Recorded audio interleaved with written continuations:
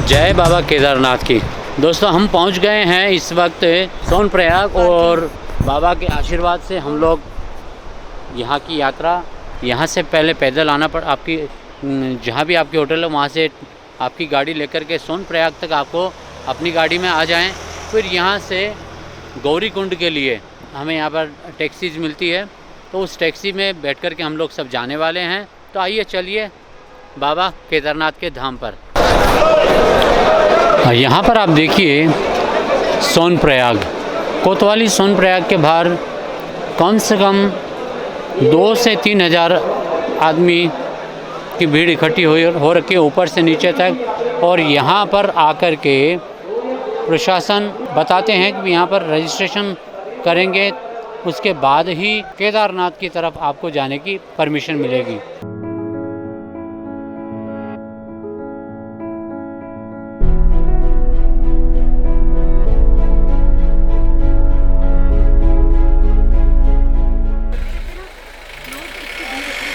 इस तरह से यहाँ पर आप टैक्सी में बैठ करके गौरीकुंड के लिए आप यहाँ से निकल सकते हैं।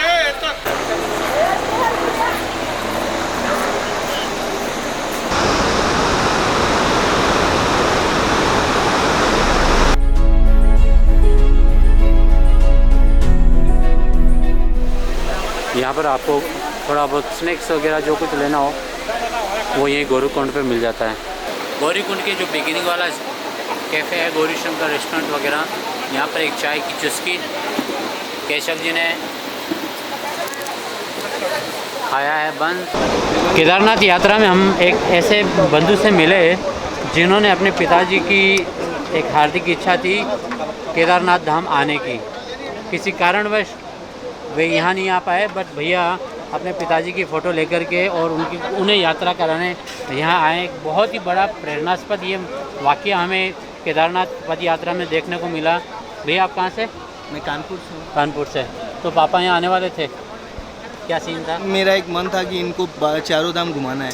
हमारी 4 बहनें हैं, 2 बहनें 2 भाई हैं। ओके। तो एक बहन ने रामेश्वरम धाम घुमाया था, एक बहन ने महाकालेश्वर और ओमकारेश्वर घुमाया था। मैंने सिर्फ उन्हें काशी के दर्शन करा पाया। अच्छा। एक शाम सब लोगों की यही थी और मुझे इनको लेकर के आना था, इसीलिए मैंने मन्नत मांगी थी। तो दोस्तों देखा, ये भी एक यात्रा का एक भाव होता है। केदारनाथ की चढ़ाई शुरू करने के पहले, वो यात्रा प्रारंभ करने के पूर्व सबसे पहले यहाँ गौरीकुंड में, जहाँ पर सल्फर का पानी, गंधक का पानी, गरम पानी निकलता हुआ रहता है, वहाँ पर आपको या तो स्नान करना चाहिए। अगर आप स्नान नहीं कर सकते हैं तो कम से कम यहाँ पर आकर के आचमन मार्जन अवश्य करें। यहाँ पर प्रार्थना करें माँ गौरी से कि हमारी यात्रा मंगलमय हो। इस प्रकार की प्रार्थना करने के पश्चात आप आगे केदारनाथ धाम के लिए प्रस्थान करें।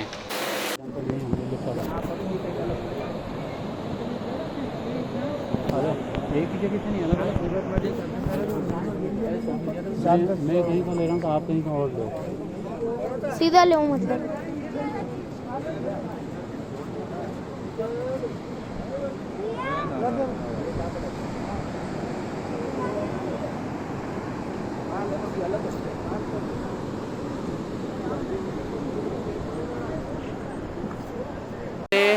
केदारनाथ के बेस कैंप तक का टोटल किराया है 2500 रुपया। सोनप्रयाग से लिंचौरी है 1700 रुपये। सोनप्रयाग से भीमबली 1150। सोनप्रयाग से गौरीकुंड 650। और इसी प्रकार से सारे अलग अलग स्थानों की अलग अलग रेट्स आपको यहाँ पर आप पर्ची कटवा सकते हैं।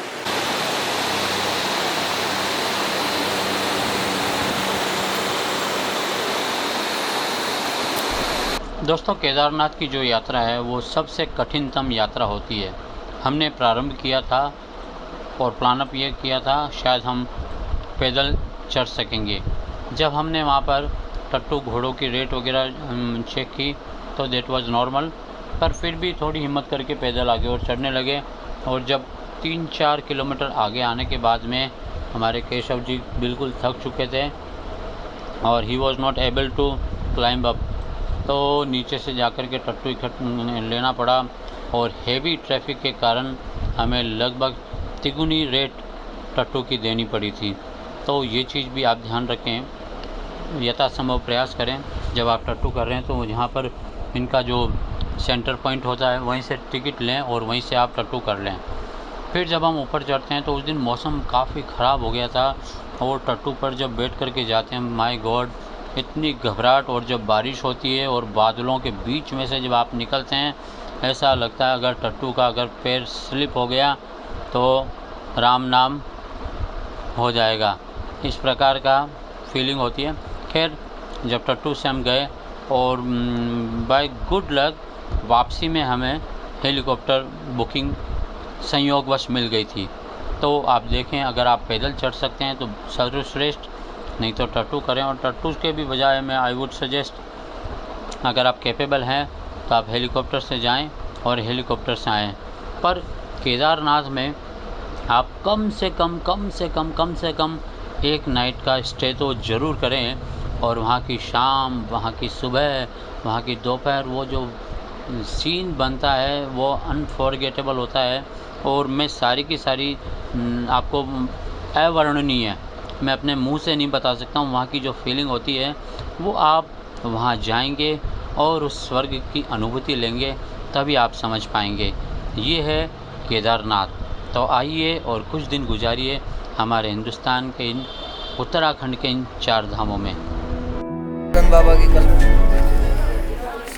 समाधि दे दी गई।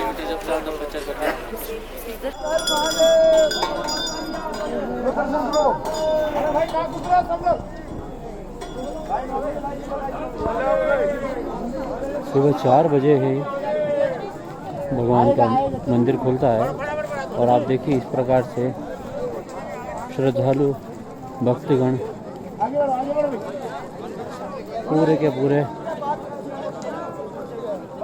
प्रांगण में खड़े होकर के अपनी अपनी बारी का इंतज़ार करते रहते हैं।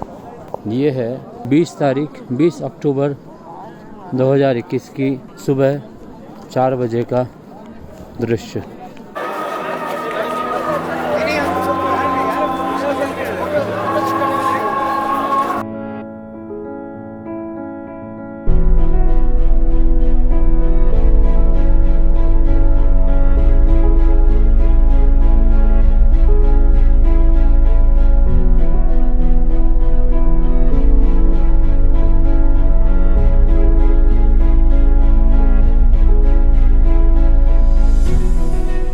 नमस्कार, स्वागत है चैनल पर। पूरी केदारनाथ की यात्रा के आपने एक से एक मनोहारी दृश्य देखे। कल शाम को हम यहाँ पहुँच गए थे केदारनाथ धाम पर, और यहाँ पर हमारे मारवाड़ी समाज की एक धर्मशाला है, मारवाड़ी हाउस करके। तो हम यहाँ पर आए, बहुत अच्छी व्यवस्था। और आप हैं गणेश जी शुक्ला, जो हमारे मारवाड़ साइड के तीर्थ पुरोहित हैं, और इन्होंने इनकी व्यवस्थाएं बहुत ही अद्भुत रही। पंडित जी नमस्कार। जैसे केदार, हमारे दर्शकों को बताइए यहाँ का पूरा। केदारनाथ कैसे करके पढ़ा। ये मैंने होता है जल, दार मैंने होता है दलदली भूमि, अन्नाथ मैंने होता है स्वामी। यहाँ पे दलदली भूमि है। सर्वप्रथम जब पांडव लोग यहाँ पे उत्तराखंड में आए थे तो अपने पापों के प्रायश्चित के लिए, है ना, तो यहाँ पे अपना गांव पड़ता है गुप्तकाशी। सर्वप्रथम पांडव लोग गुप्तकाशी में आए थे। वहाँ पे पांडव लोगों, भोलेनाथ जी पांडव लोगों को अर्धनारीश्वर के रूप में दर्शन देते हैं। आधा माँ शक्ति का रूप धारण करते हैं और आधा भोलेनाथ का रूप धारण करते हैं। वहाँ पे गुप्तकाशी में जो है कि विश्वनाथ जी का मंदिर है, और वहाँ पे गुप्त रूप में जो भी तीर्थ यात्री वहाँ पे आते हैं, गुप्त रूप में वहाँ पे दान करते हैं। तो पांडवों को वहाँ पे संतुष्टि नहीं होती है, वो ऊपर आते हैं केदारनाथ में। तो केदारनाथ में क्या करते हैं, भोलेनाथ हजारों भैंस का रूप धारण कर लेते हैं, और एक भैंस में भोलेनाथ जी अपने आप लुप्त हो जाते हैं। तो धर्मराज युधिष्ठिर कहते हैं, यहाँ कोई गांव है न शहर है, इतनी भैंसें कहाँ से आ गई। तो वो अपने भाई भीम को कहते हैं, एक पाँव इस पहाड़ पर रखिए और दूसरा पाँव इस पहाड़ पर रखिए, और अपने भाई नकुल और सहदेव को कहते हैं, इन भैंसों को पाँव के नीचे से हाँकते जाओ। जिस भैंस में भोलेनाथ जी विराजमान होगी वो भैंस पाँव के नीचे से नहीं गुजरेगी। जैसे नकुल और सहदेव उन भैंसों को हाँकते जाते हैं, वो भैंस जो है भागने लग जाती है। तो जो यहाँ पे लिंग है भोलेनाथ जी का शिवलिंग, ये स्वयंभू है, किसी का स्थापित किया हुआ लिंग नहीं है, स्वयं उत्पत्ति हुई इस लिंग की, और पहले से ये लिंग यही था। वो जो भैंस होती है उस भैंस के अंतर्गत लुप्त हो जाती है। तो भीम पे क्रोध आता है, कहाँ कुरुक्षेत्र रह गया और कहाँ ये हिमालय केदारनाथ है। भोलेनाथ ने हमको दर्शन नहीं दिए, और जो भैंस के रूप में दर्शन दिए थे वो भी इस लिंग के अंतर्गत लुप्त हो गई है। तब भीम पे क्रोध आता है, वो क्या कर लेते हैं, गदे से प्रहार कर लेते हैं उस लिंग पे। कहते हैं मैं इस पत्थर को तोड़ूंगा, पत्थर तोड़ करके भैंस को बाहर निकालूंगा और भैंस के रूप में भोलेनाथ जी का दर्शन करूंगा। तो वो गदे से प्रहार करते हैं। तो यहाँ पे जो है कि उनके साथ में उनकी माता कुंती रहती है, कहती है बेटा पहले से तुम्हारे पाप किए हुए हैं और यहाँ आकर के तुमने पाप कर लिया। तो माँ की पोटली में रहता है मक्खन, जैसे आदमी पे चोट लगती है मल्लम का लेप किया जाता है, उस दिन से और आज तक घी का बहुत बड़ा मातम है। घी मलने से सारे पाप कष्ट दूर हो जाते हैं। पाप इसका जो है श्लोक आता है, पापो हम पाप कर्माणाम पापम पाप शंभो त्राहिमाम पार्वती नाथो स्वर पापो हरिहर। हे भोलेनाथ, हमसे जो भी पाप हुए हैं आप ही इनका कष्ट दूर निवारण कर सकते हैं। तब पांडवों को आकाशवाणी होती है, पांडवों आपने इस लिंग का पता लगा लिया है, समझ लो भोलेनाथ ने आपको साक्षात रूप में दर्शन दे दिए हैं। तब पांडव लोग इस मंदिर का निर्माण करते हैं। मंदिर बनाने के बाद उनको अपने रात पाठ से विरक्ति हो जाती है, कहाँ वापस कुरुक्षेत्र हम जाएं, हमारे जो अपने लोग थे हमने सबको मार दिया है। तो अपना विरक्त होने के बाद यहाँ मंदिर के पीछे स्वर्ग द्वार ही है ना। तो एक एक करके पांडव लोग वहीं गल जाते हैं। वो किस लिए गलते हैं, सबको अपने अपने पे अभिमान था। जैसे भीम जी गलते हैं, उनको अपने गधे पे अभिमान था। अर्जुन जी गलते हैं, उनको अपने गांडी पे घमंड था।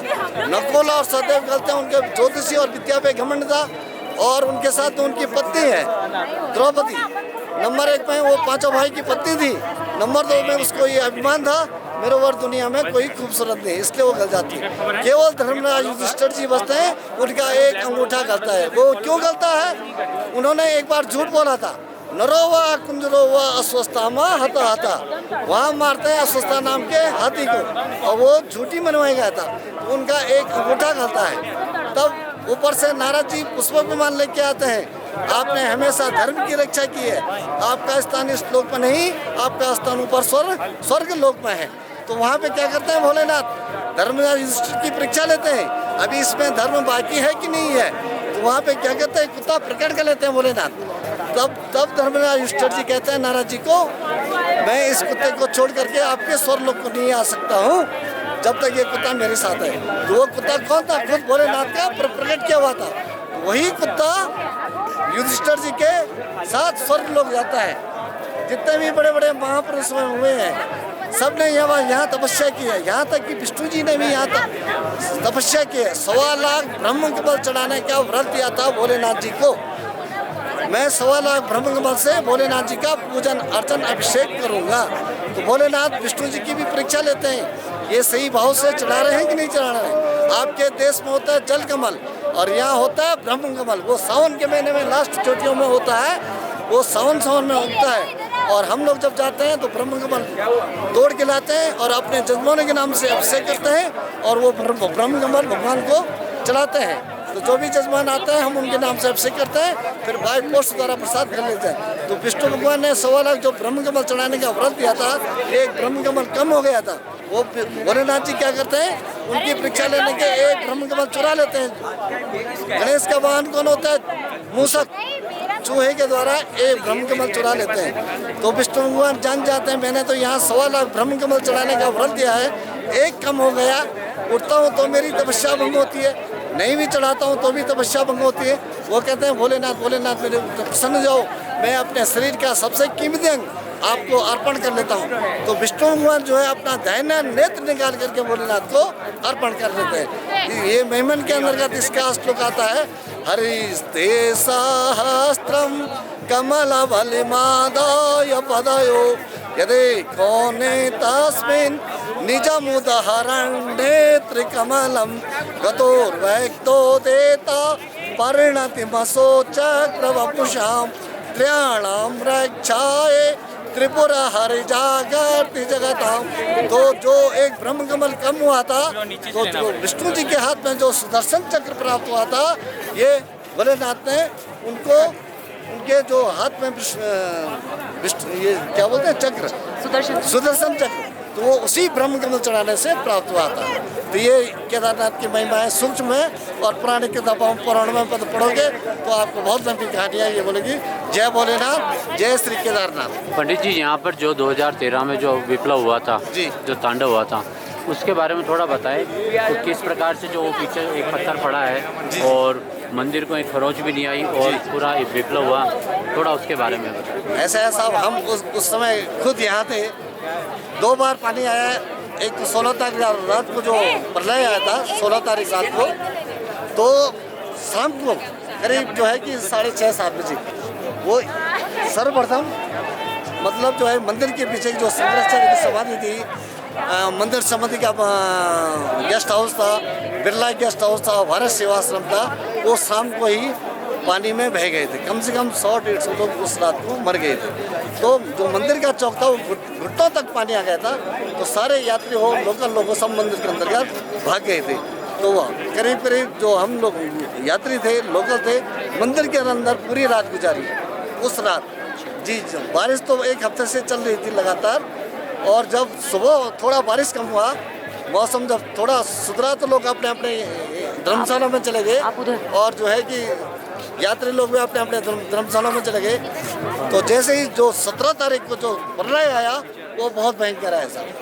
किसी को बचने का मतलब मौका ही नहीं मिला।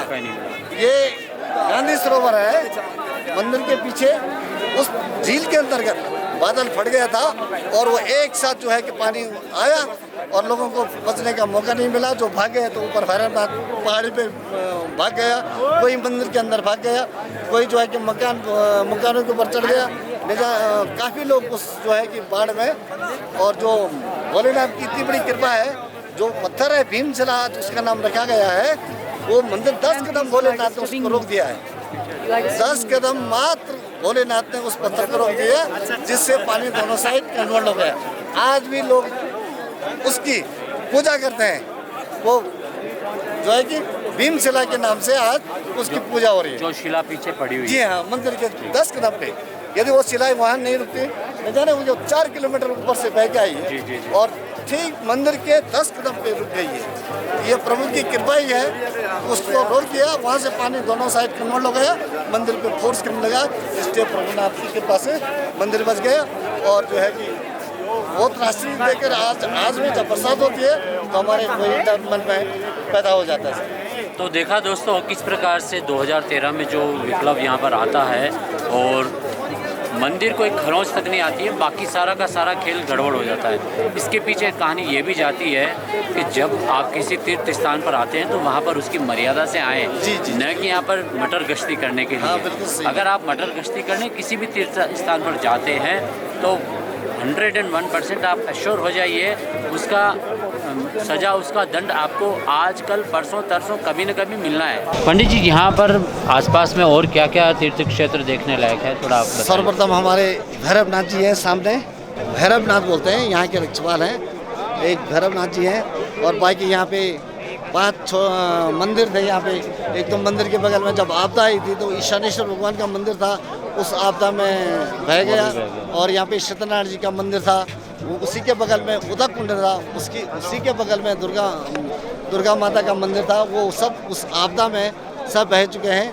और यहाँ पे 5 कुंड हैं। एक तो सर्वप्रथम जो मंदिर के पीछे बना है वो अमृत कुंड है, और उसके बाद जहाँ तर्पण श्राद्ध करते हैं वो हंस कुंड इधर मंदिर के पूर्व दिशा में है। और जो उदक कुंड था, कहते हैं कि उदक कुंड शंकर भगवान शंकर की नाभि से निकला हुआ जल है। उस जल को यात्री लोग अपने घर ले जाते थे, और घर में अपवित्र हो जाते, उसका घर छीटा लेते, शुद्धता के लिए उस जल को लोग ले जाते थे। वो सब आज एक भी जो है कि मेन मंदिर के अलावा, और भैरवनाथ जी ऊपर हैं, उसके अलावा कोई भी मंदिर यहाँ पे उस आपदा में सब बह गए सब। पंडित जी, आपके नंबर बताइए। मेरा नंबर है 8979446422, केदारनाथ गणेश शुक्ला मारवाड़ हाउस केदारनाथ। बहुत बहुत धन्यवाद। जय श्री केदार। भगवान आप लोगों की यात्रा पूर्ण करें, मनोकामनाएं पूर्ण करें और एक बार फिर भोलेनाथ के दर्शन के लिए सब परिवार एक बार जरूर हमें सेवा का मौका दीजिए। और जय श्री केदारनाथ। यहीं पर मारवाड़ी हाउस में सुबह का नाश्ता गर्मा गर्म आलू के पराठे हमारे पंडित जी की कृपा से सुबह हमारे को मिले हैं। और सुबह 4 बजे उठ कर के हमने भगवान के अंदर गर्भगृह में हमने दर्शन किए, उनके साथ में वहाँ की पूजा की। यहाँ पर घी चढ़ाने का, गाय के घी चढ़ाने का सबसे ज़्यादा महत्व उसी का यहाँ पर पूजा करने का होता है।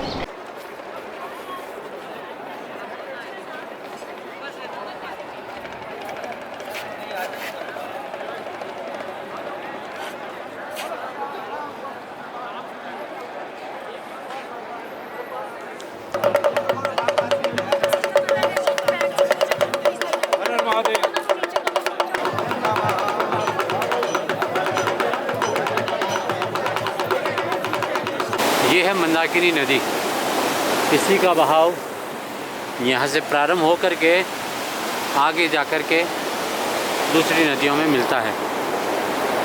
ज़्यादा ट्रैफिक मिल जाता है तो कई बार लोगों को इस प्रकार से भी आराम फरमाना पड़ता है। This is the helipad area.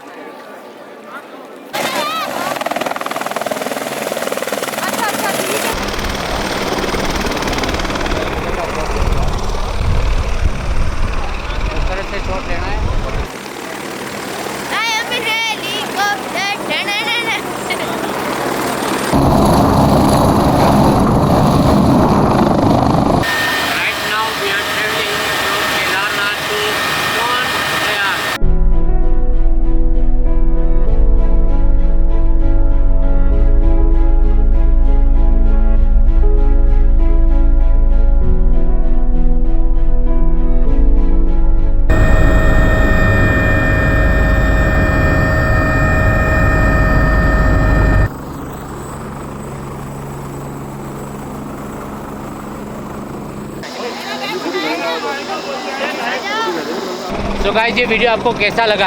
अच्छा लगा तो प्लीज़ इसे लाइक कीजिएगा, शेयर कीजिएगा, आपके कमेंट्स भेजिएगा। और पंडित जी के चैनल पर अगर आप पहली बार आए हैं तो प्लीज़ चैनल को सब्सक्राइब करके बेल आइकन भी दबा लीजिएगा ताकि मेरे नए नए अपडेट्स आप तक सबसे पहले पहुंच सके। राइट दोस्तों, थैंक यू सो मच। जय श्रीमन्नारायण, जय पुष्कराज की, जय श्री राम।